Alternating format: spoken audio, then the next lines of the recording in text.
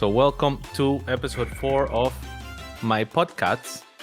I am joined by Sabrina Brimhall. Hello, Sabrina. Hi, Paolo. Hello. It's so good to see you. So Sabrina, most people would know you from having participated on Hell's Kitchen season 8.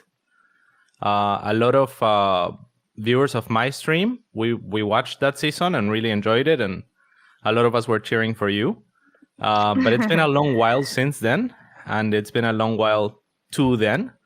So really, I'd like to start by asking, who is Sabrina Brimhall? Where you came from, like your childhood maybe, or whatever you want to share there, and start at the beginning type thing, I guess.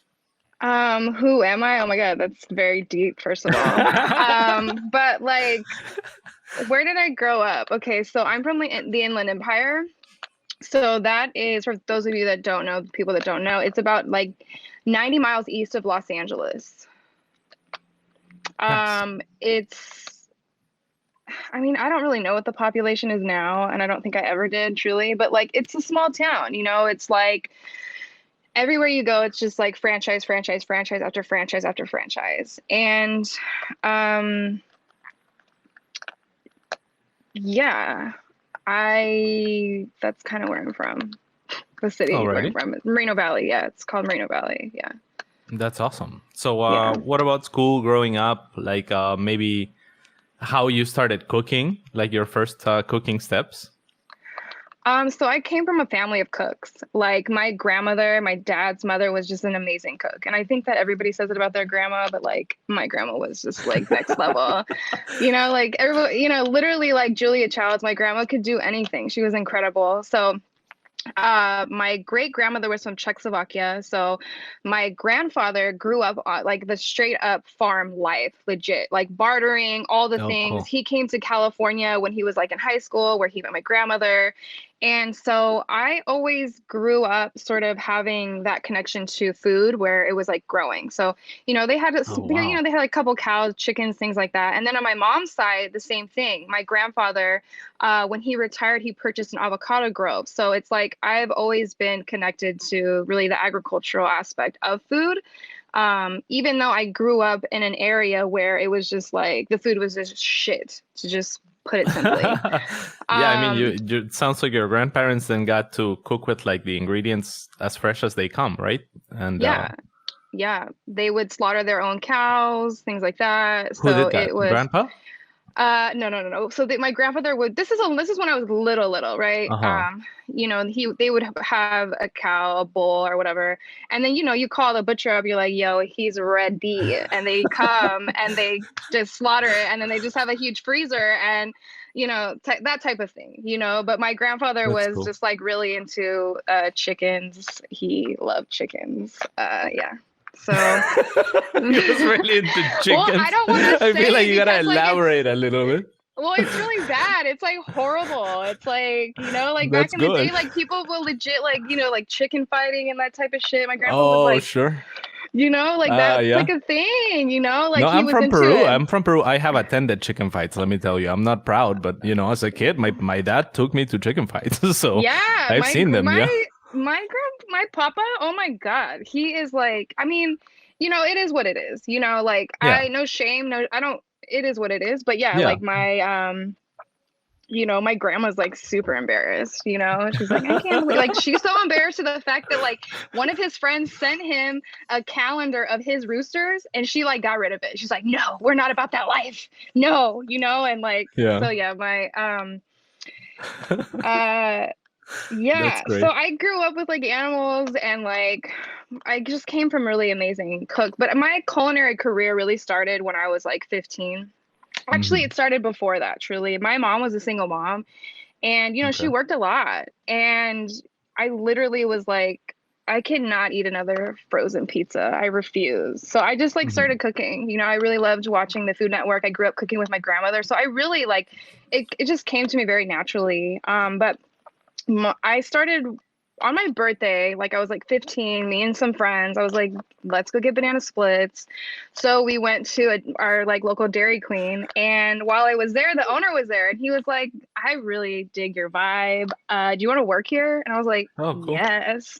So he just like offered me a job, literally was like, work here. And I was like, okay. And I remember being 15 and like, I just loved it. I love interacting with people. I love sort of the fast pace of everything. Hmm. And I really just sort of fell in love with the industry. And I did that throughout high school. And then I went to college. I took literally one semester.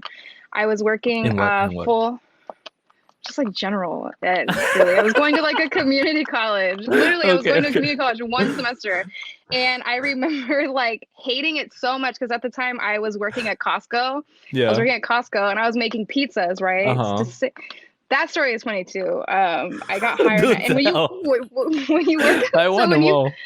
okay, good to know. All right, I'm gonna tell you all of them. So when you first get hired at Costco, you know everybody starts at like they call it like the front end, right? So what you're doing Uh-huh. is you're putting the groceries in the cart, and you're like, okay, bye, you know. And Mhm. so after like my 90-day review, they were like, well, we think you have an excellent work ethic, you know, but we just think you should just be a little bit more friendly with the guests, you know, because I was just like trying to get Really? them out of there. I was like, listen, these lines are just out. We got to get these people out of here. Like, I wasn't trying to be like, oh, hey, how's your day going? Right, right. I was like, you want a box or not? You Efficiency, want you this know? shit in a Yeah. box? Yeah. I was like, you want this You shit in a want box or this you shit in don't? the- You know, you know what I Yeah. mean? I know what you're saying, yeah. So I remember my review, they were like, okay, so we're gonna transfer you. And I was like, okay. So they put me in the pizza kitchen, and I was like, first of all, they made me wash dishes. I was a Uh-huh. dishwasher for like my first day. And if you've ever worked that job, it's literally the most disgusting job ever. And I remember thinking, like, you gotta be fucking kidding me. Why why did they do this to me? But Hmm. yeah, so but I ended up loving it. Honestly, I loved the whole team. Those people are still, I'm still close with them. It was just, that was the best job I had ever had, truly. Really? So Wow. yeah, it was so fun, and like you get paid pretty well, and like yeah, I have nothing but the best memories from working for that company, and it really taught me a lot. Honestly, I think that it really helped me, you know, develop my culinary skills. But Uh-huh. so yeah, I remember taking like my first semester and being like, okay, so I'm working full time to pay for school. This is bullshit. I hated it, and I just quit. I didn't even take my finals. I Oh. remember sitting in the parking lot being like, no, I'm not even gonna fucking take these finals. Like I was Hmm. just like, I don't see how these books are going to get me anywhere or get me any fucking money. No. So I told my mom, I was like, look, mom, I didn't take my finals. And she was like, you went the whole semester. I was like, yeah, but like I'm not doing this. And she Hmm. was like, okay, well, what are you gonna do? I was like, I want to go to culinary school. So we looked into it. I wanted to go to like, I don't even remember what school it was in Los Angeles. I think it was like called Kitchen Academy, to be honest with you. I think that's what it was called. So we Okay. looked into it, and I was like, okay, I'm gonna go to LA. I'm gonna do this. And my mom's like, okay, first of all, how are we gonna pay for your tuition? And like, and we have to pay for you to have an apartment. Like, do you understand how, like Hmm. this is just not gonna happen? Yeah. And I was like, okay, fine. I guess I'm not going to culinary school. Uh-huh. So then my uncle who worked for our local city college was like, hey, guess what? There's a culinary school program. Oh, cool. And I was like, wow, okay. And so to apply for that, it was really just like they just randomly selected people, and I got selected. So Oh, I cool. got to go through a Wait, community college. was it really a randomly selecting process, or like was I mean, there had to be allegedly, that's something what to they. it? No, I mean, you apply and then they just pick Okay, okay, random okay. people. But Okay, what okay. was crazy about that program, oh my God, that school was just, I'm grateful, and like I'm never gonna ever talk shit about where I'm from, right? But I'm but like, you know, there was just like they also had like a drug rehabilitation like rehab program. So like a lot of the people that were in my school also were like recovering drug. that's too good. So it was nuts. It was nuts. It was so That is crazy. too good. That sounds like good It's times. no, it was. So like I remember this one guy, Stan, in particular, you know, he was like pushing 50, and we were just like always chilling with him. Like, you're gonna get through this. You're not gonna go back to the jail. You're not gonna go back to these streets. You're gonna make it. We would like, me and my friend Jessica, my best friend, in culinary school, we would like help him out with like the project. We'd be like, Stan, we got all the homework for you. Don't you even worry, Stan.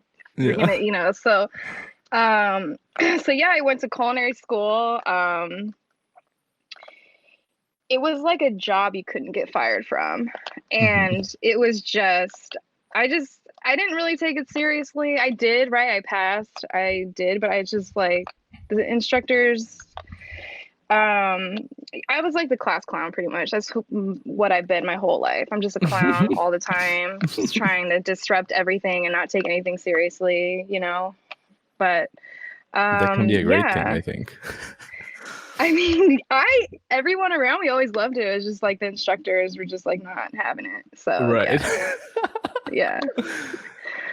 So did you drop out or did you finish? Or? No. I have 100%. I finished. I absolutely finished. Yeah, I finished. So, but like I'm from a small town where there wasn't many restaurants you could work at. It's like, okay, I'm going to go to culinary school. I'm going to get the certificate and what?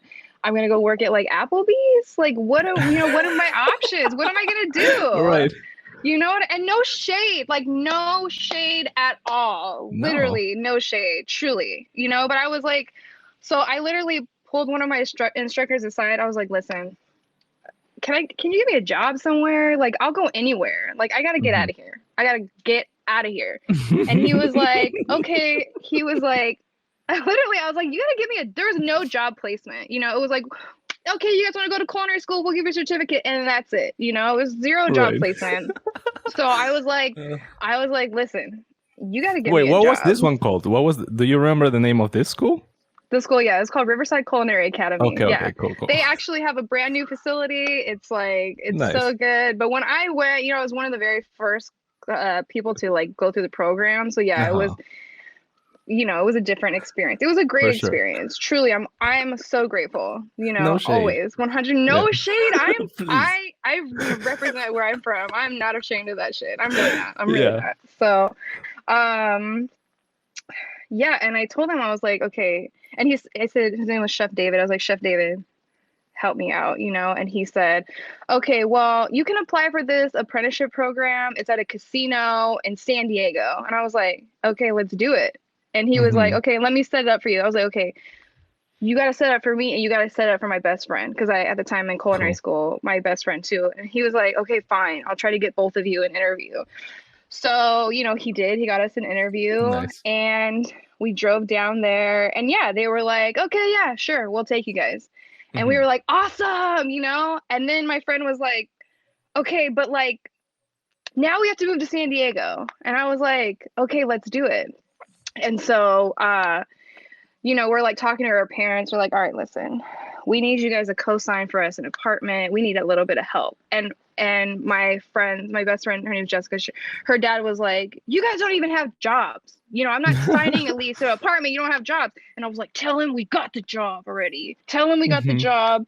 And she was like, no. And I was like, tell him we got the job. So she told him that we got the job. We didn't have a job. It was an apprenticeship program. It's like, you don't really even get paid. So like, she's like, yeah, Dad, we got jobs. And then so we got the apartment and we didn't have jobs. She's like, what are we gonna do now? I was like, now we're gonna get jobs.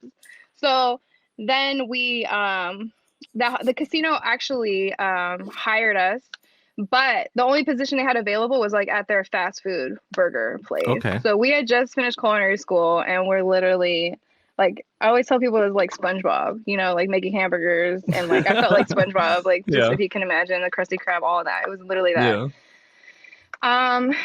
And we did that. Our shift was 7 p.m. till like 3 a.m. It was good. That's bad. No, how is that good? I mean, it was good because like we were just grateful to like not be in our hometown anymore. We were like, I was like, girl, I don't know what's gonna happen, but we are gonna make it. We're gonna figure this out, And so I've always been super optimistic, and so then, yeah, we were like, we were only working part-time at that time, and so we were like late night, we were like on Craigslist and we were like, dude, we gotta find a job. And she was like, dude, they're casting for Hell's Kitchen. No way. And I was like, Yeah, literally, she's like, they're casting for Hell's Kitchen. And I was like, what? Oh my God. I was like, let's do it. Let's go. And so the auditions were at like 11 a.m. And so we had just finished our shift, at like 3 a.m. or whatever. And I was like, fuck it, let's just Wait, go the right auditions were now. live? They were live Yeah, in they were. town? Oh, that's so cool. Okay. I thought It you might have wasn't. submitted a video or something. No. No?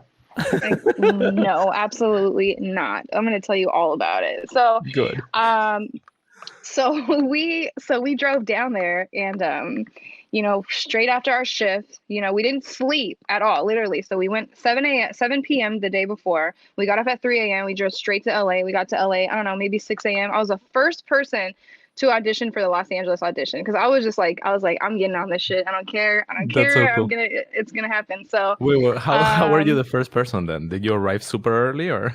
yeah, like I was there at 6 a.m. and it didn't open till 11. Like, Oh they didn't shit. No. start Oh, until really? 11. Yeah, I was there. I was just sitting there like, nope, no sleep, no nothing. I was just like, no, That's awesome. Yeah. I just really wanted it. And so, I'm not sure if no yeah, sleep is the way if you really want it though. I mean, at the time, I just didn't really, I didn't know what else to do. I really Yeah. wanted it. So I was like, this is what I have to do. This is what my options are. So I That's just awesome. went. And then I went through the process. And yeah, I mean, the Hell's Kitchen process, spoiler alert, you don't cook for them. You don't send a video. It's literally based off your personality. And yeah, Hmm. sure, they like you submit your resume and all that stuff, but it's like there's no cooking until you like actually get on the show. So That's yeah. incredible. That is risky though, isn't it? Because what if everyone sucks?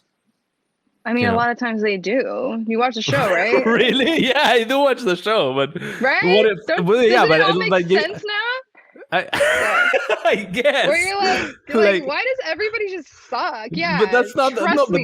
but no. There's winners, right? And they're good, and then there's like Right. the black Right. jackets are all good, I think, usually, Right. and like Right. so. Not everyone sucks, I think. Yeah, Like, no, you're right. You're right. Yeah.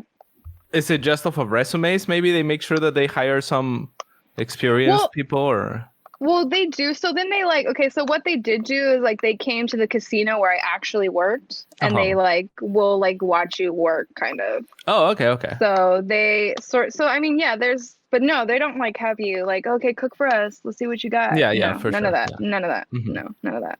None of That that. makes some sense. Yeah, that's awesome though. Okay, so what was your audition like then? Um, they just asked me just really general stuff. Asked me why I wanted to be on Hell's Kitchen or why did I get into cooking, that type of stuff. To be honest with you, don't really remember. It was a long time ago, but It's somewhere on the yeah. internet, I'm pretty sure. I might have watched part of it, I think. There's like, Uh, yeah, I think there really? is. I Okay. think so, yeah. Okay. So Okay. so I'll find it and I'll link it to you later. And maybe if I find it, I'll also put it in the description for anyone watching. But your friend didn't make it though.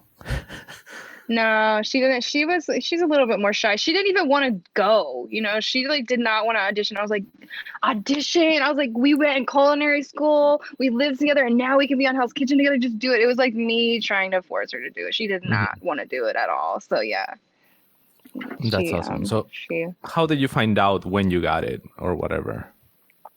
um it's probably a month later or something. They were like, yeah, we're Okay. gonna. Oh, that's what they did. They went to my work and they were like, okay, we're gonna watch you, we're gonna film you just to sort of like see if you can how you are on camera. And I was like, okay, great. Oh, And then that's when interesting. they announced, they were like, you're gonna be on Hell's Kitchen. And then that's where you see people like, oh yay, I made it, okay, That's so cool. great, so yeah, it was I it Now, the Hell's Kitchen prize pool, I guess, it's just for the winner. Like, is it winner takes it all?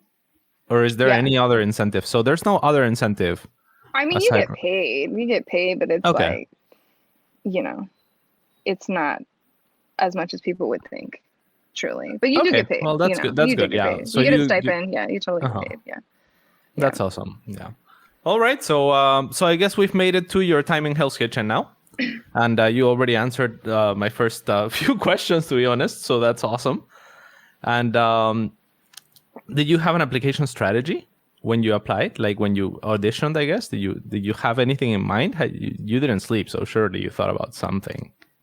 Nada? I just wanted them to know how badly I wanted it, and I think that that Uh-huh. really came through. That's I think good. that came through. I was like, listen, I know that I'm young. I know that like I technically haven't really cooked in a restaurant, but Yeah. like I got this. I got this. I've watched Yeah. the show. I know I got this. I'm not afraid of you, Chef Ramsay. I got this, you That know? was kind of like your attitude throughout the show. So, So yeah, yeah. that's awesome. Yeah. So, did you think you could win going into Hell's Kitchen? I mean, at first, right? I was like, I got this. I could, but at some point, I was like, yeah, probably not gonna win this thing. But I just, I was just so excited and grateful for the opportunity and the experience that, like, Hmm. I tried like to win, but I mean, I didn't Yeah, of have course. Yeah. any sort of, um, I couldn't compete with that sort of experience. I wasn't experienced enough, truly. Yeah, you were listed on the show notes or whatever. It had you listed as a prep chef.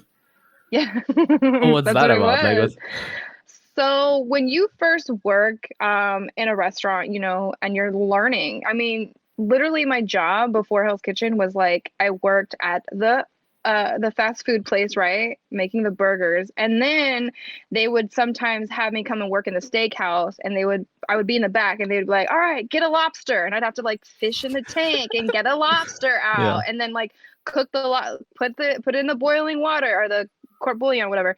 And Wait, then first you gotta stab it right in the head or no? we No. didn't know. We just take it out of you have to take it out of the tank. You have to Isn't that catch like that. inhumane or some shit? If you boil it alive? I don't Okay, know. no, I no, don't no. know. It is, but like everything that the way that we eat when we eat animals is inhumane. So Yeah, it's like, that's true. yeah, the way Yeah, we produce food is we'll get into all it's that fucked up. hopefully. Yeah. Hmm. But yeah, I mean, of course they have a nervous system. Of course they can feel it. Of course animals can feel pain. 100%, You think so? So Yeah, for sure. yeah, Lobsters, of for sure, right? course. Fish, Because everything, of yeah, mm, course. They have I'm with emotions and you. Yeah, feelings too. They're very developed. You know what I I think mean? so. It's like to Mm. think like, oh, they don't feel it. Like they feel it, and they also know when you're killing them. Yeah, They know I what's think up. I think so. I think they know what's up. Yeah, Yeah, So it's a little fucked up. Yeah, when you think yeah, about it, really. Yeah, yeah, it but they're is. delicious. I mean, it's kind Yeah. of like Oh the my circle God. of life. So yeah, Yeah. it So you sucks catch a though. lobster from the tank. You catch a lobster Yeah. from the tank, you put it in the water, and then you clean it. And so that's just kind of what my experience was. So as a prep chef, so then like, the produce comes in, you're putting it all away as a prep chef. You're organizing the walk-in, you're, Hmm. like making sauces, straining stocks. You're not on the line cooking. You're Yeah. not doing any of that. You're just like doing that kind of stuff. So Yeah, and it showed later in Hell's Kitchen too because you didn't like prepping. Right? You were done with it, I think. But yeah, that's awesome. So and aside from that, you were 22 at the time, and everyone else, like I think the next one was I don't know who it was, but like maybe Jillian or something had 29. yeah, So yeah, you were by far the youngest and least experienced. So yeah. I thought, like while we were watching on my stream, we were all rooting for you, but I never thought that you were gonna win just because, you were too young. And Yeah. yeah, they were not gonna make you the head chef of like LA Market Oh at that my age, God. and Yeah, without, no. yeah, that No, no, yeah. no. But I thought you did great. I thought you killed all the challenges. You adapted really well. It seemed like, right? And I loved your attitude so much on the show. You kind of just stood out for yourself and stood up for yourself. You seemed very competitive about everything. Yeah, so tell me about it. How did you feel back then? And yeah. Um, I mean, I I feel like that sort of like hunger that I had was like, I didn't want to go home. I didn't want Hmm. to go back to my hometown. I wanted to really experience the world outside of that. So a lot of that motivation was like, I can't go home. I cannot go home. I gotta just like, I don't know what I'm gonna get from this opportunity. I don't know who I'm gonna meet, but I'm just gonna give it my all, and I'm just going for it. And I did, and that was That's just kind awesome. of it. But yeah, I think yeah, does that answer your question? Hell's yeah. How did they do the training at Hell's Kitchen? Like, because there's not a lot of training on camera about like the dishes that you're gonna have to prepare essentially. Oh my So God, like, it's do they teach crazy. you this, or because So they what they kind of do, want you to fail too, right? So I would imagine for television, they want some failure as much as, you know. so there is like one day where they demo all the recipes, right? Uh-huh. They show you, okay, this is how you make it quickly, right? They're going through everything quickly, and you just have to watch. You can't have any sort of like, you couldn't have a pen and a paper. It was like you Really? could not have a pen. No. So you just have to watch and just try to learn. And then when you would go to prep, you know, there was a recipe book, and then they would say, okay, this is how you Okay. make it. And then there, you know, you go to the sous chef, like, okay, just like you would in a restaurant. Oh, is this right? Is this good? Is this okay? Mm-hmm. So yeah, it was like that. But most of it, but literally, it was just like throwing you into it. Truly, truly, Cool. 100%. Yeah. Yeah. So very little preparation, like as far as like the menu and how to cook it. You just had that little bit to go off of, basically. Right. And I had just finished culinary school. So in my Mm-hmm. mind, I was like, oh, this is going to be like culinary school. Like, we're all going to sit here and they're going to demo everything. It's like, no, they don't do that at all. You know, it's like, no, he makes it one time and it's Yeah. like, you either get it or Wait, you did don't. Gordon So make it or someone else? it was him. I think at the time, I think the sous chef was Scott. I think that's what Scott that and gentleman's Andy, I name think, was. right? And Yeah. Andy. Yeah, I remember Andy. Yeah. So they would, all three of them would do it simultaneously. So it's like a lot That's cool. happening at one time. Yeah. Oh, that's awesome. Wait, Yeah. is Gordon Ramsay really significantly better even than his sous chefs, or? Oh my God, absolutely. Yeah. He's the real deal. You know, I think like a lot of people see him on TV, but like he literally worked for one of the greatest chefs, in my opinion, of all time, Mm-hmm. Marco Pierre White. Like he is legit. He is real. And his reaction are so real. Like that, the way he's reacting is how, you know, his generation and the sort of like Oh, for the sure. culture of the industry is like that is real. Mm-hmm. He's not putting it up for the camera. It's like that is a real reaction. You know what I mean? That Well, is I shit think is a lot of it real. is. I think the majority of it is real. Sometimes I see him, you know, like kind of like he grabs. He once in one of these episodes he just wanted to throw something, you know, so he Uh-huh. grabbed an empty box of napkins. And it just Mm-hmm. looked comical because it didn't smash, but he just, Oh. you know, his reaction was just smash something. And it didn't make Uh-huh. sense to smash an empty box of napkins, right? Because Yeah. the empty box of napkins didn't fuck up or they didn't run out of napkins or anything like that would cause him to do that. But it just seemed like a reaction, like, you know, like he does that type thing. But I agree with you. I think he's a very intuitive man. I think I really enjoy him. I think he's very good at picking up on like on people and how they feel and how to work around them. I think he seems like very good at all that, and from what I see and from what everyone says, like he's every bit of the cook that he projects being. Yeah, absolutely. Absolutely. Yeah. That's awesome. That's awesome to know because I really like Gordon Ramsay. So now, what about the other people there, though? First of all, do you still keep in touch with anyone from Hell's Kitchen? No. None. Absolutely not. No, I don't. Mm-mm. Do you keep in touch at I all don't. after Hell's Kitchen? I did a little bit with like, oh my God, yes. Okay, so sorry, yes. With Raj actually. With He's Raj? with Raj. He's originally from New York, but he lived in LA Oh, at the cool. time, right after the show. So like, you know, there's a certain period of time where the show hasn't aired yet, right? You're like, you can't talk about it. You can't be, you know? Yeah. So me and him would hang out all the time. I would come to LA and he would just like take me out. Like me and him would just like go all the way out. And Because like, he's a personal chef, right? Like, yeah, he's a personal chef, but he's well known. Like he's very well known, you know, and he wait. For Hell's Kitchen or for his cooking? just like in certain restaurants, you know, like that we would go to. You know what I'm saying? Like the Oh, chefs okay. would know him, people would I know see, I him. see. And the thing that sucks about him was that That's like cool. he's also legit, you know, like Yeah. but some people just cannot handle like being on camera like that. It's just that environment is so crazy that it's Uh-huh. like, you know, as a chef, we are like creature of habits. You know what I'm Uh-huh. saying? So it's like every day we're pretty much doing the same things, right? And it's like we're in the same environment around the same people cooking. You know, the menu may change, but like everything is the same. It's very meticulous and like all this stuff. So like when that is what you do, and then you're thrown into the situation where it's like complete chaos, you have control over nothing. It's like I would imagine, and me, I didn't know anything, so it was like kind of like that was kind of my life anyways, right? So it was Uh-huh. like nothing different. So, but for him especially, I think he had a really hard time with just like being on camera and just like whoa, That's whoa, whoa. interesting. Yeah. Yeah. But no, so I kept I in mean, touch with he Raj. definitely seems like no matter what, he's an eccentric character, right? Like he seems like an eccentric. He's the best. Like he's the Yeah. best. He is the best. He's the best. And I kept in contact with him for a little bit. And then I think he ended up moving back to New York, and then I Mm, lost contact with him.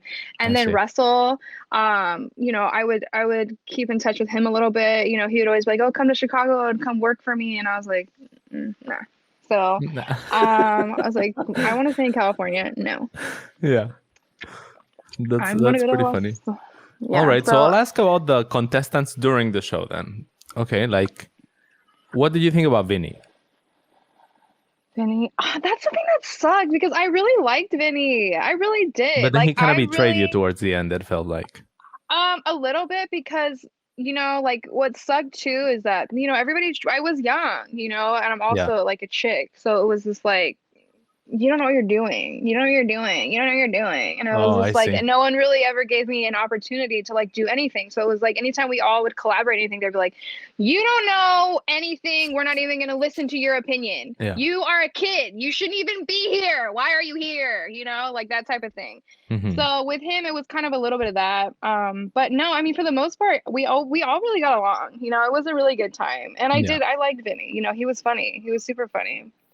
Yeah, yeah. It seemed like you guys got along, especially at the start. And I remember when Gordon was gonna do a team switch, you were hoping that it had been Vinny or maybe Russell, and then you got Trev, right, which was disappointing. Oh, I think for us all, yeah. yeah. Trev was the least liked character on my stream. Like we just could not stand Trev. Like there's so many things that ticked me off about Trev. I try to do like some sort of analysis of what I'm watching, and Trev is just like he, I don't know, like for me, I'm gonna say what I think about Trev, okay, because I can't contain myself. But for me, Trev just seemed like he was always speaking in quotes like that he saw from a movie, and they were like so unnatural and just like forced into whichever situation. And he would always like put himself as some sort of a martyr hero that was never lucky, like I just couldn't stand Yeah. them. Like, yeah, what do you think about Trev? Yeah, I mean, he probably was annoying. Yeah, for sure. He Mhm. was, but like everybody was annoying to me because it was like, yeah, no one let me be me. And everybody was Mhm. like, no, you shouldn't be here. We want you to leave, Yeah. and it was just like, but yeah, I don't care now, right? I don't have anything against anyone Yeah, of ever. course. Yeah. I truly want the best for everyone. And like, yeah, Trev obviously like he's got like issues. I don't know. I just I don't like I know. don't even He know was on really what season to 18 again, say. actually. Yeah. Yeah, they actually they called me to do that as well, and I said No no. way. And you I turned it passed? down. I passed, Why? yeah. I was really trying to make a name for myself in the industry. I wanted to be respected by like real chefs, and it's like that type of like reality TV is like very like not cool. It's like, you know what I Mm. mean? It's just like I'm not very respected, and I just felt like at the time I was working, I had just taken a job, and I was like, I really don't want to go down this rabbit hole again. I don't Hmm. want to do this. And But you get so, some notoriety, right? Like, because you're talking about the chefs, and I can relate to this because there's always levels to the industry, right? And kind of like the chefs, and like who knows, Rash, for example, would be a level that you would understand being within the industry, but from outside, no one would know who the good chefs are really, aside from like Gordon Ramsay and very right, Wolfgang Puck or something, right. So it's it's like two different scenes, and I can totally relate with that because I'm a gamer, and within gaming spheres, like there's people that are respected and stuff like that. Um, but the shows do get you a lot of notoriety, right? Like people will notice you, and I imagine it would be easier if you won or finished second or even with a black jacket. I mean, tell me about your experience. Did the show do something to promote you? Um, so after okay, so let me just back it up a little bit. Uh-huh. So, like I got to spend a lot of time with, Chef Ramsay off camera. Hmm. And, he basically gave me really amazing advice. And he was like, listen, if you are serious about cooking and this is what you want to do, he's like, just try and work for the best chefs that you can.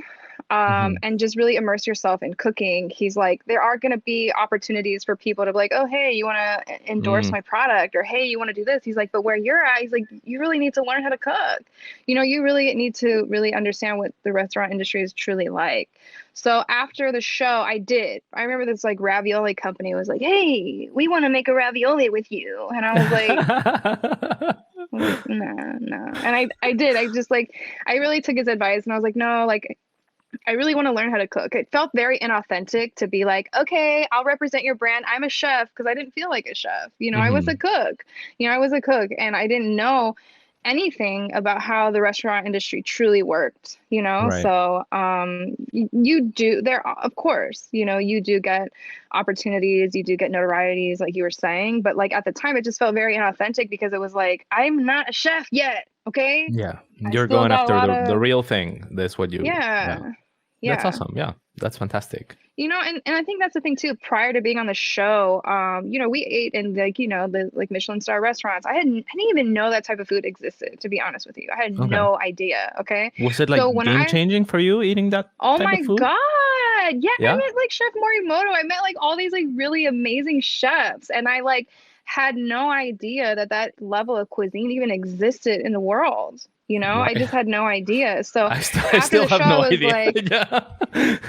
right, a lot of people, and a Yeah. lot of people don't. Okay, I get that. But like, Yeah. I was like, no, I want to learn how to make that kind of stuff. Yeah. I want to learn how to make that level of cuisine. And so for me, it was like super inspiring, because I was like, I wanted What really to separates a, say, Gordon Ramsay cooked meal from your grandma's, aside from plating, obviously, and technique, right? There's a lot of different techniques, I think, and then Mm. also access to certain quality of ingredients, Oh, sure. things like that, different styles of cuisine, right? Like my grandma, she only knew how to cook what she was familiar with cooking. She didn't understand French cuisine, she didn't understand Japanese cuisine, she didn't understand, Asian cuisine. She didn't understand all these things. And so that's what the difference is. It's like you have this whole repertoire of all these things. Plus, what, where to select the best produce, the best ingredients. So like that is what the difference is, truly. And kind of like what goes with what, you can kind of improvise too, I imagine, right? Exactly. Yeah. That's pretty cool. All right. So then what about Nona? Did you like Nona? She ended up winning that season, so. I did. She was really sweet. She really gave you this like motherly vibes. Yeah. But yeah, like I did like her. Okay, I did like her for sure. But again, it's like what you didn't really see on camera is like everybody treating me like I was a little kid. Yeah. Literally like, no, you can't play with us because you're too little. It's like that kind of thing. So nobody would listen to me, and it was just like so frustrating and so It was annoying. pretty And funny, it's like yeah. And they always put you up for elimination as well.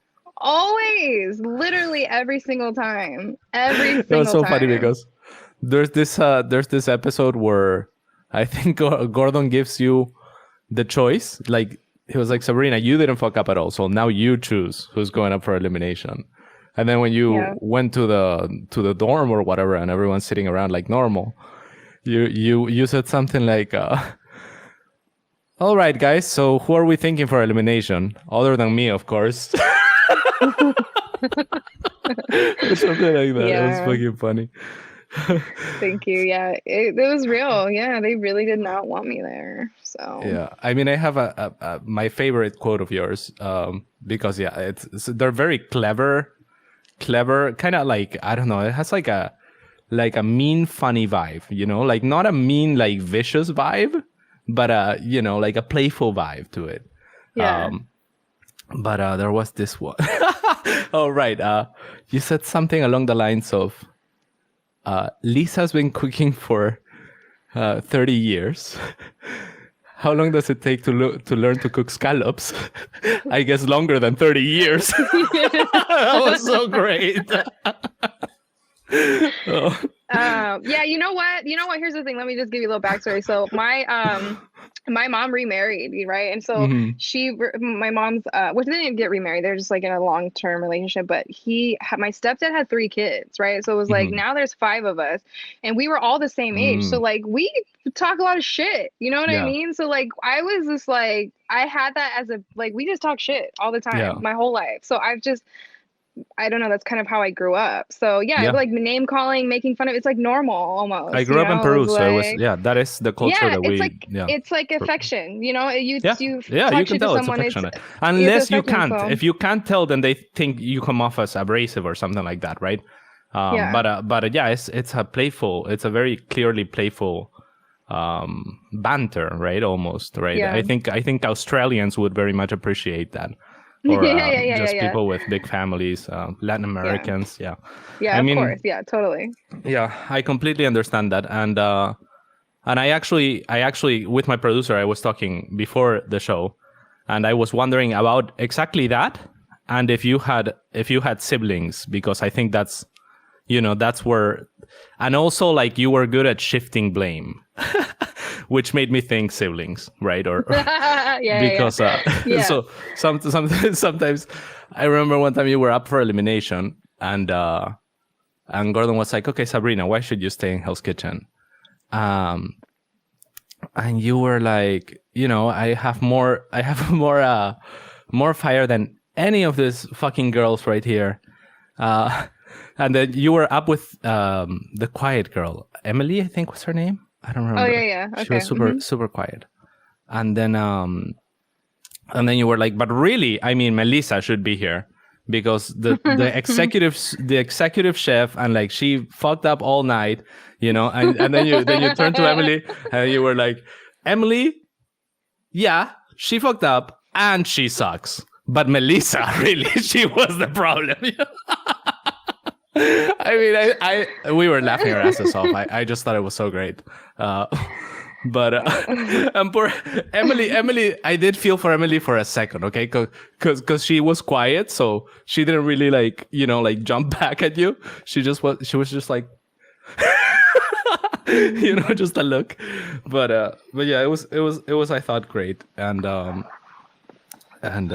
yeah, I mean, I thought from that you probably have siblings, and that's a thing that you do with siblings as well, right? yeah. Like, no, I didn't There break was it. five of It us. was them. Yeah, Yeah, yeah. there was 5 of us for sure. And I was very good at like manipulating my mom to like, mom, it was them always, Right. you know? Yeah. So yeah, I was, yeah, I was good at that as a kid for Do you sure. feel like Gordon could see through that to some extent though? Um, He like has the like daughters, of course. yeah, yeah, Yeah, of because course, of course. yeah, he seems so very intuitive. On that front, I think you're He also is. very He's a intuitive. Yeah. Scorpio. Oh, Yeah, is he's that a a thing? Scorpio. Oh yeah. Yeah, for sure. What are Yeah, you then? yeah. Scorpio, yeah. Scorpio also? Oh, okay. And Scorpios Yeah, are highly intuitive? intuitive. Oh, Yeah, that's highly very intuitive. interesting. Well, Yeah. that's applied for both of you for sure. I mean, in my own analysis of what little I know of you guys. Um, so after Hell's Kitchen, then, unless there's anything else that you want to add about your time in Hell's Kitchen. No, I mean, I just want to say that, you know, like I think that that time was like very special to me, Mm-hmm. you know, and it was I got a lot of really valuable advice from him, and it really sort of guided me and helped me navigate through my career. So, yeah, it was amazing, you know, to have that opportunity. And I really learned so much, especially like how to like it's called bollocking, when you just like talk shit in the kitchen, and Mm-hmm. how to like intimidate and like Oh, cool. get people to respect you. And I really learned that from him, you Oh, that's know. I picked interesting. that I always up. thought that was more for TV than for the actual kitchen. No, oh my Oh, God, it's really? so real. Yeah, it's so Oh, that's super real. interesting. Yeah, super, so real. Yeah. I thought that in that finals of that season, for example, I thought that the way that Nona did it, I thought that was super effective. Like she was just like trying to coordinate with everyone. And if someone fucked up, she'd just be like, "Don't worry about it. Just start a new one right now, please." You know, like. Well, yeah, that's like the proper way to do it, truly. You Mhm. don't need to like, you know, intimidate people, but like, you know, me as a young female going into like the industry where it's male I dominated see. Yeah, that and makes a all lot more these sense. Yeah. and it's a boys club and all these boys are going to try to tell me what to Right. do. It was like, no, I knew how to rip their head off immediately, Yeah. you know?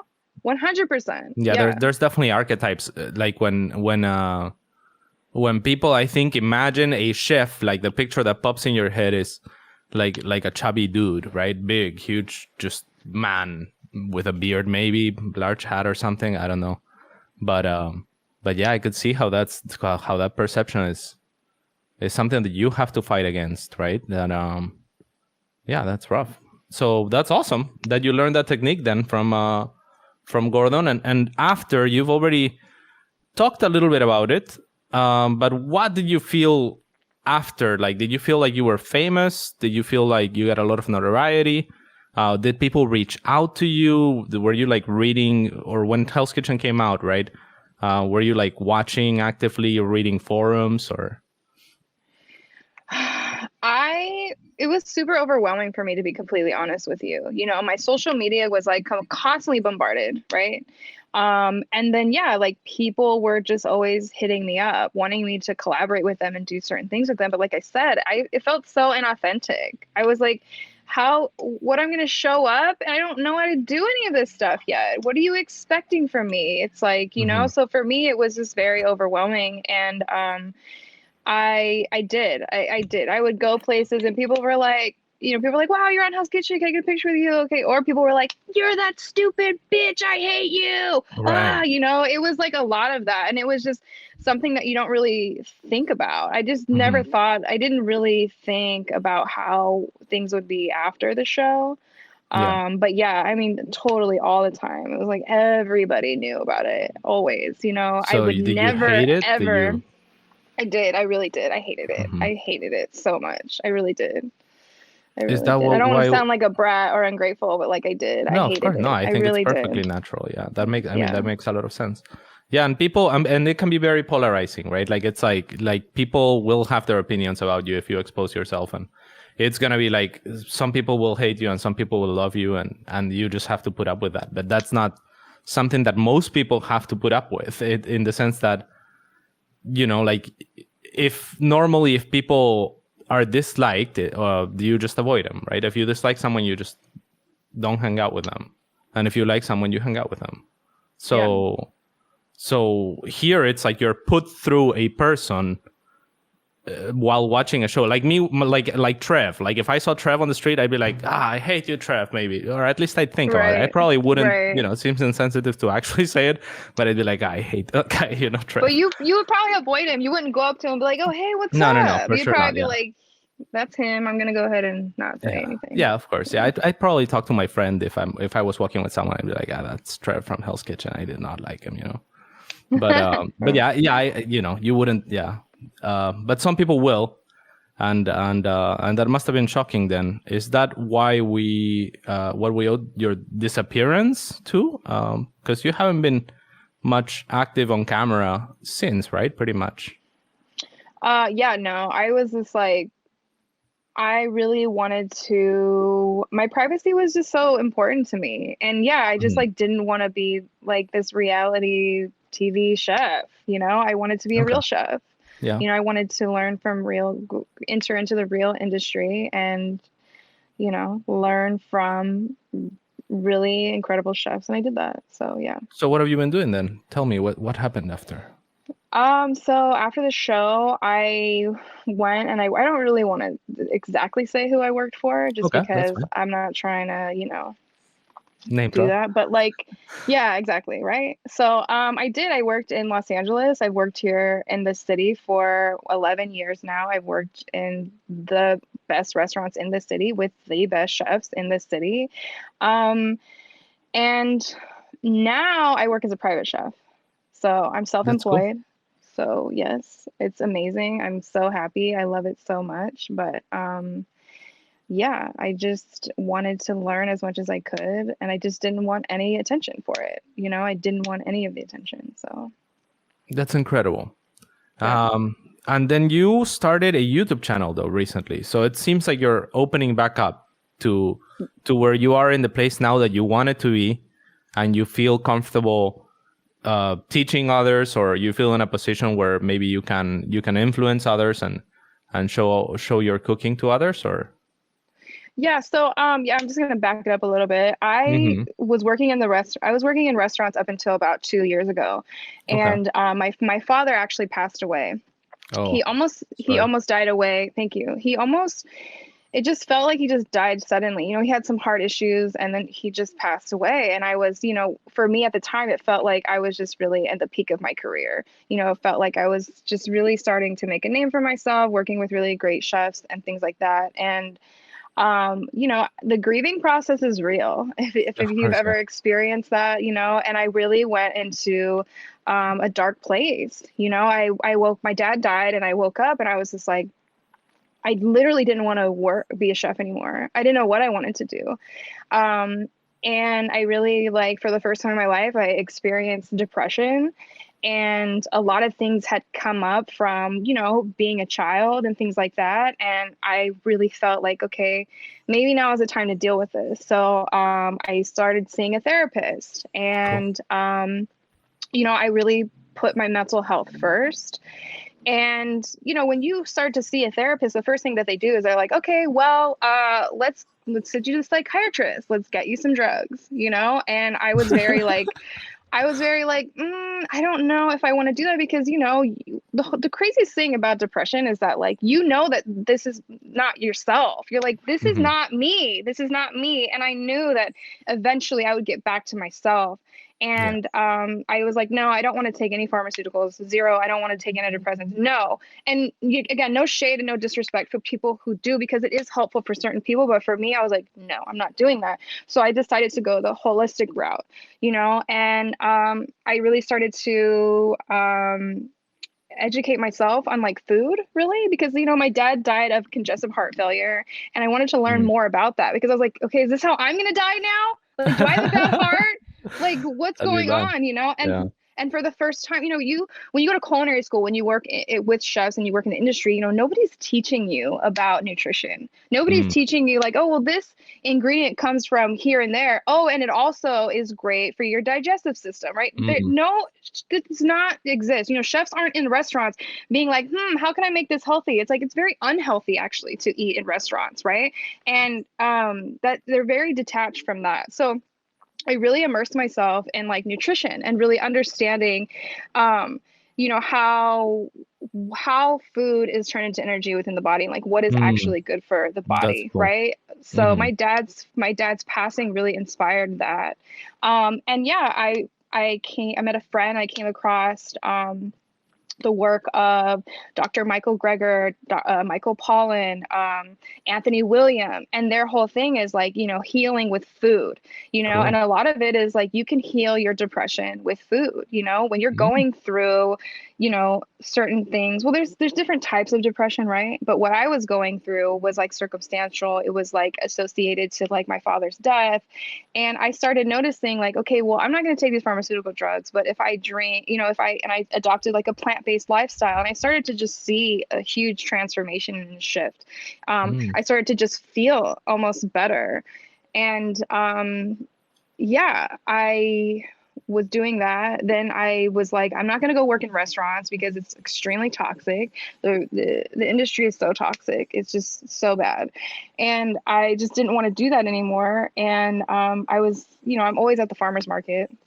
And I was there and I was talking with one of the farmers and he's like, oh, I have a client who's looking for a private chef. And I was like, okay, great. And so my private chef career just kind of took off from there. Started getting more referrals. But um, and 2020 happened. I mean, that was just like a crazy year on so many different levels, and I Mm. think for me, it was a year of, like, who am I in the world and how can I make a difference? What can I do? We all can truly do something. We're all Mm-hmm. that powerful and we're all truly connected. And I Course, was yeah. just like, I'm a huge advocate for mental health. I'm a huge advocate for wellness in general. And I think that there's just so many people who don't have access, and who don't even think it's possible to heal and who are just not even really connected to their trauma in general. And so one method of healing is like through food, right? It matters what we're putting into our bodies and stuff like that. So yeah, I mean, 2020 was like, what can I do? Like, I could do something, I could do more. Prior to that, it was like me just being super self-serving and like, I want to be the best chef, right? But now it's sort of shifted, and last year was really like, okay, well, what can I do to make a difference? And it's like, we're so detached from cooking, a part of our culture. Where are we learning to cook? Who is teaching us how to cook, right? Educational system, no, right? We're not learning that in No, school. It's a vital life skill, is it not? Is it not? it is. Okay, Yeah. so who's teaching us how to cook? And it's like, if you don't have parents who are teaching you how to cook, what are you doing? We rely so much of the convenience of like, oh, someone else will prepare. And then 2020 happens, and it was just like, you go to the grocery store, we're at a dried pasta sauce, and toilet paper. It was just nuts. And it's just, to me, it's like, yeah, we don't know how to cook. And so for me, it was like, well, I want to go on YouTube, and I want to teach people how to cook. And I want to teach them from the most basic perspective, as if you know nothing about cooking whatsoever. And, for me, it's like, this is for the babies. This is really the next generation. I want them to have this to be sort of like my legacy, if you will. I want to be involved in like teaching people how to cook and how to really just like, food is medicine. I totally believe that. And, I think everybody should just have access to, a proper education of like cooking, and not only like cooking with things, the most nutritionally dense foods, right? The foods that are good for you, and I think that there's so much misleading nutritional information, so many wild diet trends. It's like really hard to sort of navigate through that. Yeah, how can you tell And them apart? Like, is keto okay? I've done keto before. no, No? Okay. no, it's not okay. No, it's not. It's not, because here's the Right. thing. Here's the thing. So I'm going to tell you first, I don't have any belief systems in general, but like, Mhm. I have a plant-based lifestyle. So what does that even mean? So for me, it's the majority of the food that goes into my body comes from plants. Okay. I eat meat, I eat dairy, I eat all the things, but it's like always, like very sparingly, right? And for Mhm. me, it's like when you think about, okay, the keto diet, for example, I mean, the intake of cholesterol, like think how much cholesterol you're taking into your body, right? Mhm. So when we compare, a glycogen or a carbohydrate to something like cholesterol, right? So your body immediately uses that, right? Sugars and things like that. Your body's like, okay, I'll use this, or I'll store it for later and I'll I use see. it. But like cholesterol, your body can only use and process so much of that, and it gets stuck in your arteries, it gets stuck in your brain, it gets all in your liver. Mm. So it's like, I don't think a keto diet is healthy. And a lot of people are like, but like, I'm losing weight. But it's like, okay, yeah, you can go smoke meth for a month and you will lose weight. Is it healthy? Like, it's just like, no, you know Right. my Yeah, I'm not thing an my expert. I couldn't. Yeah. my thing too, and especially on my channel, is what I'm talking about the most, is like, just read what's in your food. If you're Hmm. reading a food label and you can't pronounce those ingredients and you don't understand where that comes from in nature, like, maybe you should think not eat it, right? My thing is Yeah. about teaching people how to read labels, understanding what clean ingredients are, minimally processed, non-GMO. It's a lot, but it's not. It's not, and it's Yeah. plant-based, because it's like, when you think about plants, it's like, this is where you get the most nutrients, you're getting the most antioxidants, you're getting the most vitamins, minerals, things like that. And everybody's like, but you need meat. It's like, I'm not going to say that you don't, and I'm not going to even get into that, but it's like, where do you think, oh, protein, right? People are like, but protein, where are you going to get your protein? And it's like, okay, where do you think your cow gets its protein from? What do cows are eating plants. Your big, strong bull cow, what is he eating? He's eating Hmm. plants. You know what I mean? And it's like, I can only speak on my experience, right? I'm not a nutritionist. Okay. I'm not a dietitian. I've self-taught. Everything I know about nutrition is what I've experienced, right? This is my life experience. And it's like, I feel so much better when I eat more plants, and a diet surrounded by plants, and a diet surrounded by the most nutritionally dense foods. And I've been doing this for about, 3 to 4 years now. And it's like, I'll never go back. Yes, I eat meat on occasion. Yes, I eat fish. Yes, I eat dairy. Yes, I eat all the things, but it's like, it's not in my house. You know, you look at my fridge, it's literally only plants that's there. You know, I eat these things when I go to a family function or I'm, you know, in a restaurant and things like that because Simply I've because it's the best educated. energy that sits with your body. Basically, Exactly. it's the best fuel Exactly. that you can take for yourself. Yeah, I can see that. I at the same time, I have a friend who swear by the carnivore diet, basically, and that he says that his acne in the back disappeared and stuff like that, and you know, like maybe it's just that different things work for different people, like as far as fuel is concerned. Yeah, I'm Or with that. yeah, I Whatever have no you want to idea. put into your body, whatever diet works for you, whatever you believe, that is your business and I support that. Whatever you believe is your right and I support you in that 100%. 100%. But for Yeah, me, no, I would never have a hells diet yeah. surrounded by meat because here's the thing. Okay, when you think about digestion, right? We're talking about plants. They're, you know, fruits and vegetables are digested within 30 to 40 minutes. Okay. Hmm. When you talk about meat, that shit could take up to 3 days to get out of your I see. body. Okay. It's a lot of energy that our body Mm, takes for digestion, right? I see. You know, we are, the body is an absolute healing machine, right? You cut your finger, you don't even got to think about it, right? Your body's like, okay, I'm going to heal that. Don't worry about it, Paolo. I'm going to fix that for you, right? Like that is how Hmm. powerful our bodies are, you know? And in terms of healing and especially healing chronic illness, something I've learned from, you know, immersing myself in the medical medium, Anthony Williams' work, which if you haven't looked into it, you should definitely check it out. He's got podcasts and all these things, and he's helped people just completely heal from chronic illness just by diet alone, 100%. Cool. That's So, awesome. yeah, that's and you know that's the bulk of what I want to teach people with my YouTube channel. It's like, yeah, I want to teach you to cook. I want to teach you to cook with the most healing foods available, but I also want you to educate yourself on where the fuck your food is coming from. Understand that at the most basic level. You know, understand, you know, factory farming, understand like all of these things. And after that, you make a choice. You make a choice if you want to have a keto diet, you want to have this, like do all the diets that you want to do. I respect that. I honor you. That is your right, but you must educate yourself. You got to know where the food is coming from, you know? And I think for me, the biggest thing why I'm not, you know, working in restaurants currently is because it's like, that is just not even a thought, you know? It's like, what, you know, it's, and it is, right? I'm not saying that chefs don't think about fucking their food ingredients, right? I'm not saying that. I'm just saying that, like, I don't know. It's really deep. They And I care think more that about people, flavor as a general, right? Like most chefs would care, or most restaurants would care more about putting the most flavorful thing out there yeah, before, putting the yeah, flavor thing out there, taking all your money. They don't give a fuck about sustainability. You know what I'm saying? right, Facts, straight yeah. facts, facts on Now facts. there Yeah, are restaurants that will focus on a front-facing, healthier culture, I guess, right? Like, absolutely. Right, have you thought absolutely. I about guess that that was a then? generalization. Yeah, Yeah, no, of course. Yeah, absolutely. But here's the thing, you know, like in order to have a restaurant, it requires like capital. You know, it's a lot mm, of money to open up a yeah, restaurant.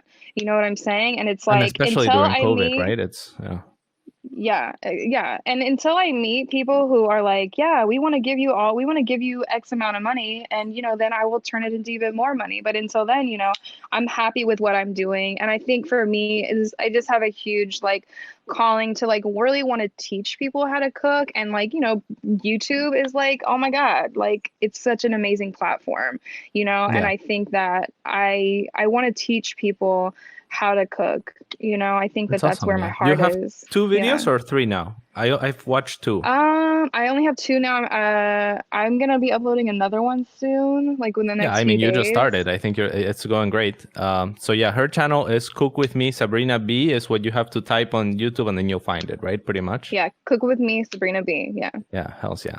And yeah, it's awesome. So the first one you did was on cutting, on cutting Knife techniques, skills. basically knife Knife skills. Yeah, skills. that Yeah. was pretty cool. So I am not sure what the difference. We watched that video as well on my stream, and the onions. You said you do them a little bit different. I'm not sure which one's better, but then you did the peeling, and you were saying how you don't peel towards you, basically, or you don't peel away, you peel towards yourself, Yeah. right? And I found something very interesting, and this is why I think you're so intuitive. I think your processes are always, seemingly to me at least, you know, as best as I can tell, so clean and so good. But you in the video said something like, I don't know why I do it this way. No, yeah, I know why I do it this way. It's because I want to, okay? Like, because I like it. And I think that's, like, intuitively, you have a reason why, like you said, our bodies are such incredible machines, right? So your body knows why it's doing it, but it's not always as easy to put it into words, I guess, or see the process for itself. And, you know, you might get lost in it. But what I noticed about your peeling that was really awesome to me was that the way that you were holding the carrot, you had to just do one swipe, whereas when you were holding it like most people would hold it and peel away, you would then have to turn it around and then do another one. So it was like kind of like twice the work. Whereas with your peeling technique, it was just once. So I thought, wow, that's just way more efficient. That's just way better, right? Yeah. So I learned peeling from you just recently because I did the stupid peeling. It's not stupid. It's not stupid. It's not stupid. Well, in any case, so super helpful video, that one. And then you had another one on cookware, which was also very informative. I'm getting myself one of those pans, the non-stick, what is it? What the coated? The Dutch oven. No, the coated pans, not the cast iron. Yes, the cast iron with the ceramic coating. Yes, that's Oh, those are for the oven too. Oh, that's so cool. Cool. That's the one you can put the oven to. The non-stick ones that I show in the channel, they are also for the oven. You can also put both of those in the oven. Oh, that's amazing. Yeah, I need some of that for the oven. I don't really bake very much. I usually just use my my pans like you know, pan on the stove, I guess. Yeah, I'm really noob kind of, so I'm hoping to watch more of your cooking and learn from you.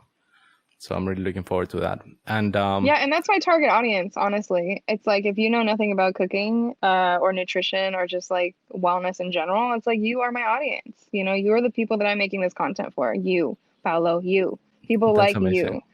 So well, yeah. I'm in there. I'm definitely gonna be watching all of it. So you also had another channel, Eat Me I Love You, with a friend, I think, and that was ASMR channel, no commentary, right? Yeah, it was ASMR. So my producer, Vanessa Rudd, she's the one who produces my channel, right? She does pretty much everything, does all of it, actually. We and her collaborated on that project as well. So she was actually someone who was diagnosed with all sorts of autoimmune diseases. She was like super ill, like very sick, and then she's the one who came across the medical medium information, and she, you know, like chronic migraines, just like super sick, and she healed herself completely according to his protocol. So the channel was really like, and like I met her too, and like, you know, we really connected, and she was like, oh my god, you got to try this out. And again, you know, it was like I was really depressed, and just like I started implementing the medical medium protocol, and I started feeling so much better, better than I had ever felt in my entire life. And so we were just dedicated to like, let's do this channel, and like we can really help people heal, you know, and then, you know, the content is amazing. Like I love her so much, you know, and I love that project. But for me, I just kind of felt like people really aren't ready to just eat a completely raw plant-based diet. Let's be real, right? I feel like there's a huge gap of people who would be like, what? You know, a lot of people aren't necessarily trying to heal from chronic illness, but low key they are. You know, if you have acne, if you have acne, you know, if you have chronic migraines, if you have indigestion, your body those are all red flags being like, yo, hello, problems are happening, you know?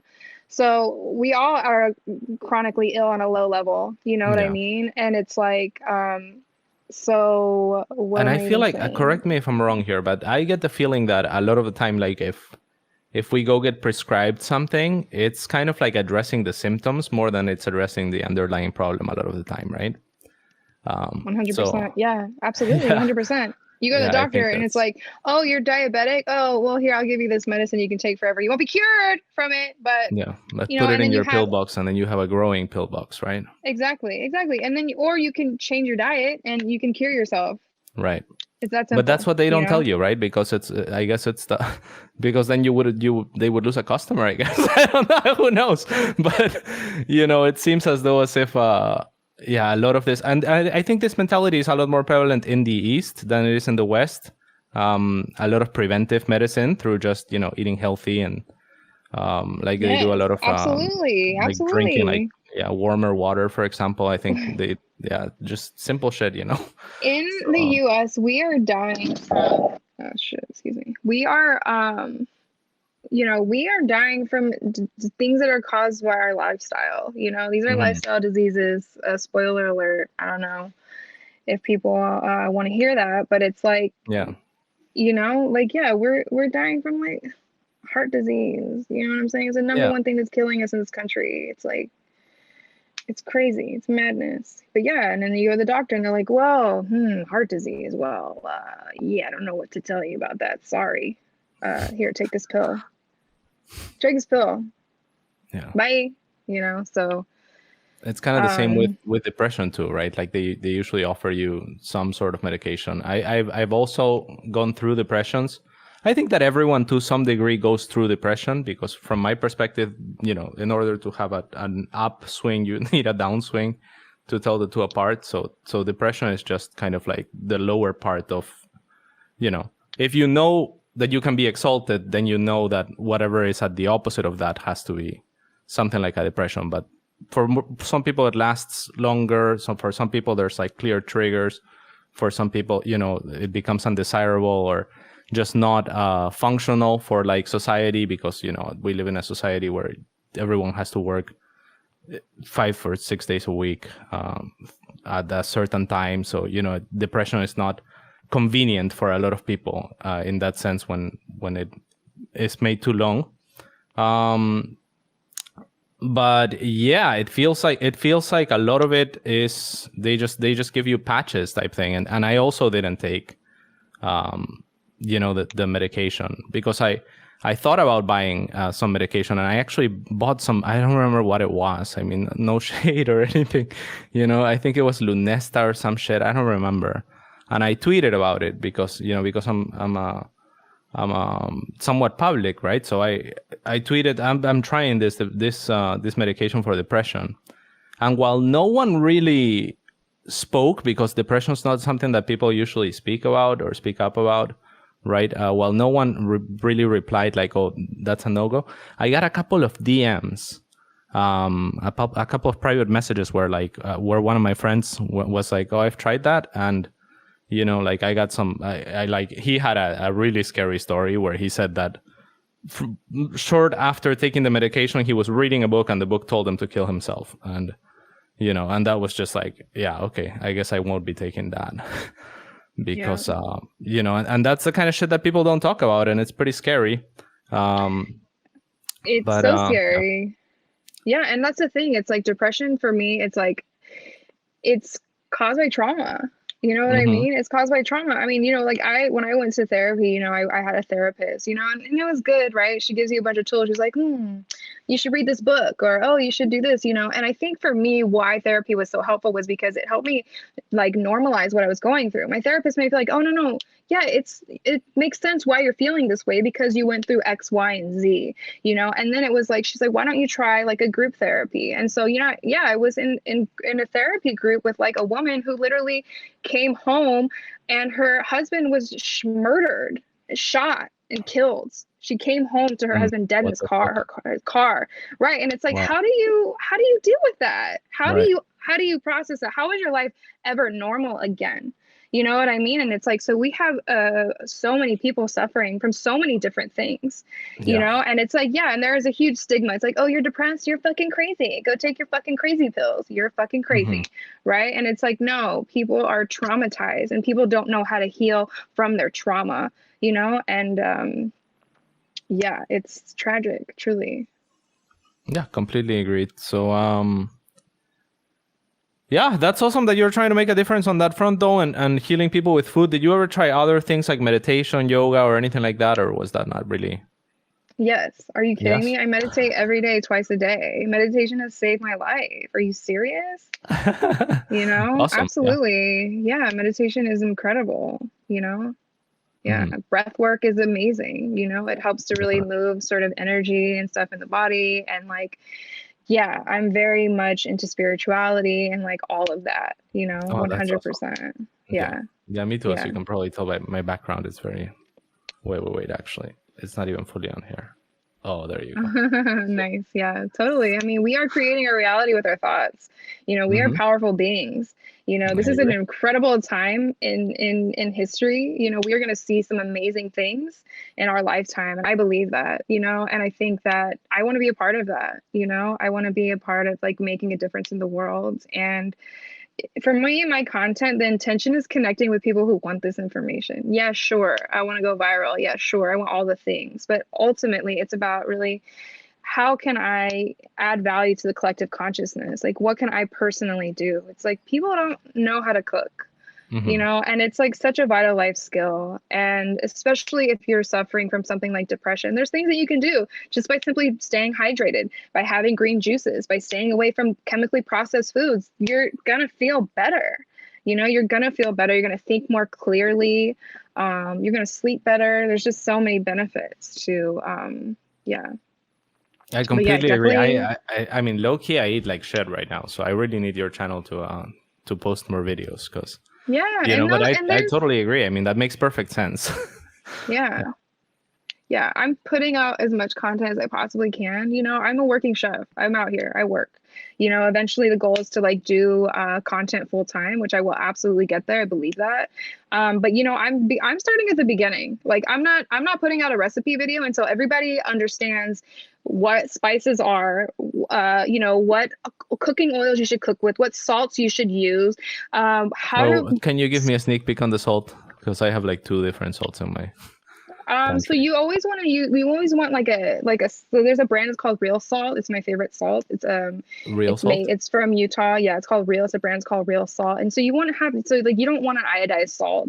You don't want Oh, like a kosher salt. I mean, you want something like what a about the pink Himalayan salt. Himalayan? Is that Yeah, yeah, good? yeah. You want, Oh, yeah, cool. Okay. absolutely, absolutely, absolutely. Because salt comes from the earth, right? There's tons of minerals in the earth. There's potassium, magnesium, all of the things, right?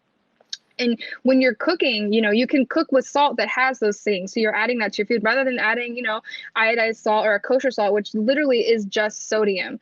So, all my So videos I it's talk just the about, flavor type thing instead of the it's just nutrients of salt. It's ice. literally sodium. So they take all the good stuff out of it, and they Mhm. they that's why it's so cheap, right? The Right. Himalayan salt, these are more expensive, right?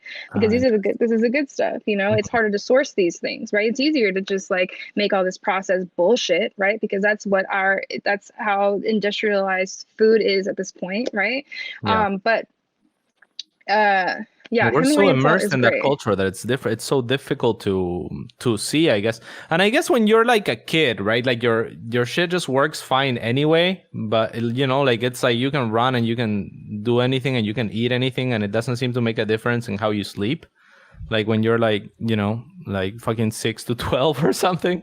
But Right. then but then you start to feel differences in the fuel that you're intaking, right? And it seems like we're so like it's like we're so drowned in this culture of just eating shit that it's so difficult to see past it. Like, can you eat not shit for 3 days? I'd struggle. I'd struggle to find, like, I would have to cook for 3 days essentially, right? Like that's already a struggle for me. Right. Right. And so here's my approach. This is my approach and my thought process in life in general. It's always about focusing on the positive, right? Hmm. So when you're trying to transition your diet, it's for me, I always encourage people start by adding things. Start by adding a smoothie, start by adding a juice, Mm. and that's it. Start adding a salad, start adding this. Don't completely cut everything off. Just start Mm. introducing better things, and then it's a really organic process from there, because then you notice, wow, I feel better. Oh wow, this is great. Start eating, Mm. more.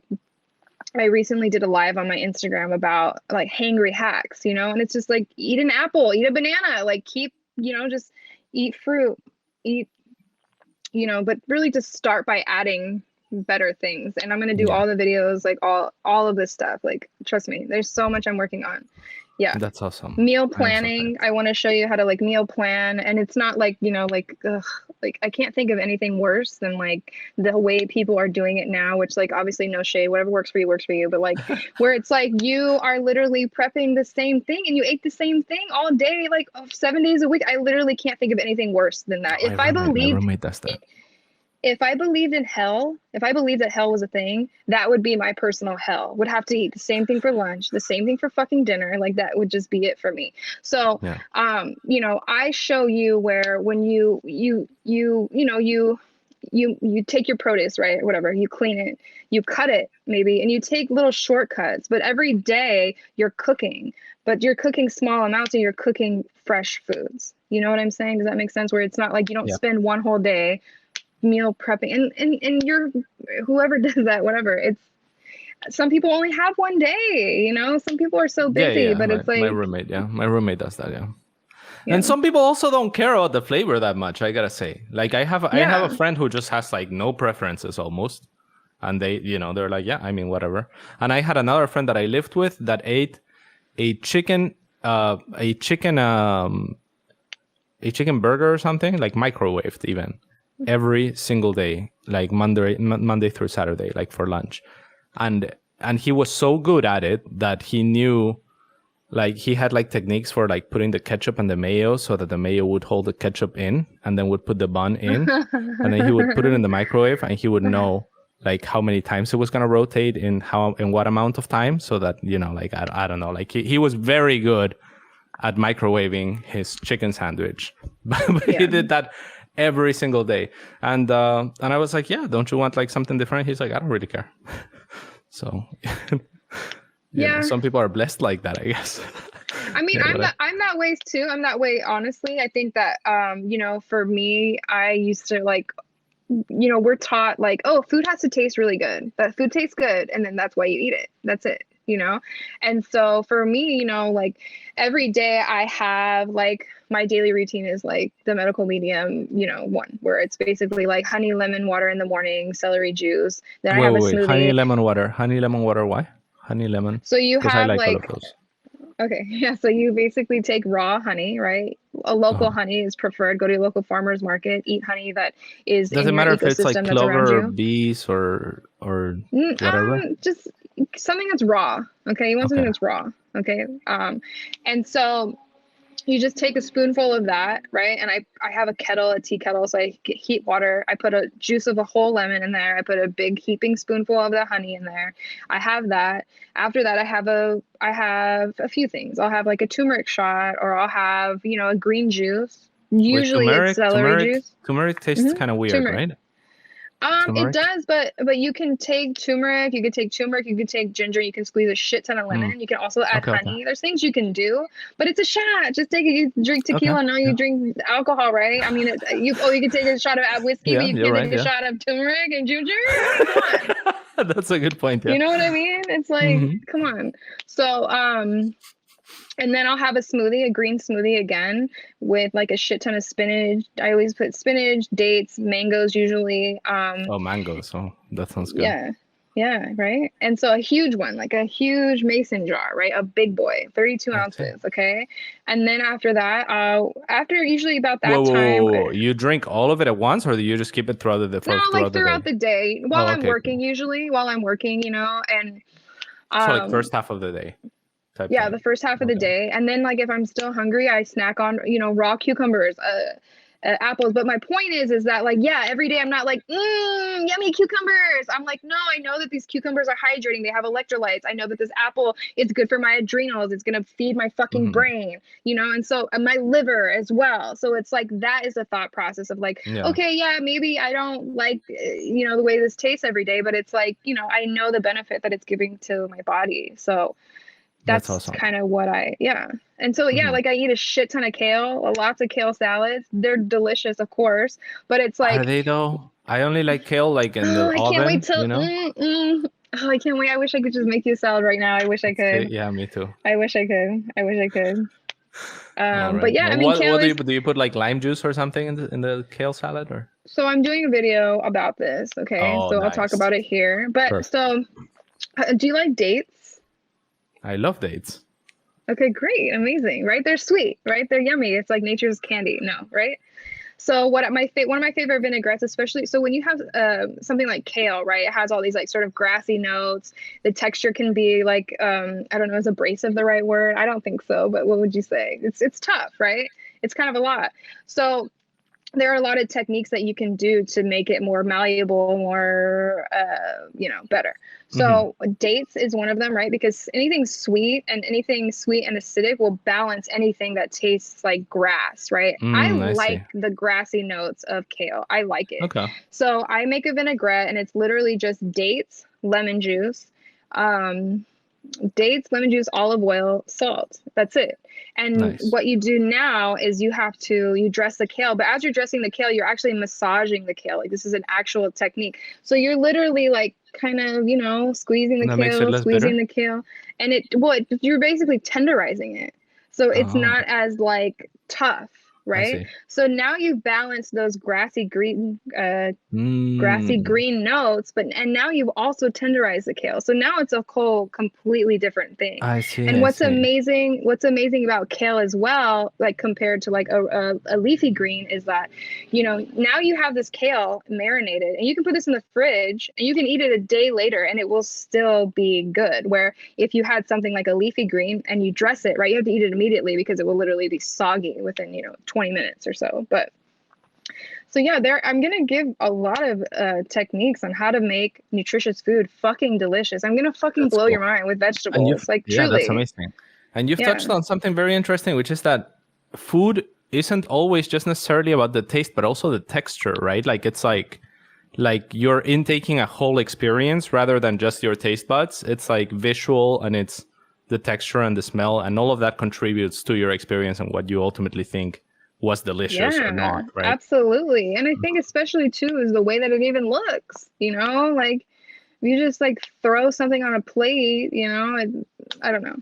The food's gonna be beautiful also. It's gonna be beautiful, it's gonna be delicious, it's gonna be That's good cool. for your I need body. help plating. I love plating. I have like some of those like long white plates. Hmm. So sometimes, Good for whenever you. I cook, yeah, whenever I cook, I try to like plate nicely. And yeah. I mean, I've had some nice, decent looking plates, but nothing like I don't really know how to make like the like little drips that look cool. Or like Yeah. I don't know. There's an art to it. And I Right. Oh went to yeah, school for totally. art, but I don't. With food, it doesn't come off as I want it. It looks kind of like I stain the plate a lot of the time. It's like I don't know. So yeah, that would be cool That's to learn funny. too. But yeah, Sabrina, this has been amazing. Like I said before the show, I hope that we'll stay in touch. You're an absolute pleasure to hang out with, and I really hope you or wish all the best to you for your YouTube channel. I'll definitely be following, and I'll also show you around Twitch in case you're willing to try that as well, because that is kind of a like live platform where you could maybe try cooking, and I don't know, maybe that would be good for you too. So I'll definitely show you around. Is there any final thoughts from you, or shout outs, or anything else?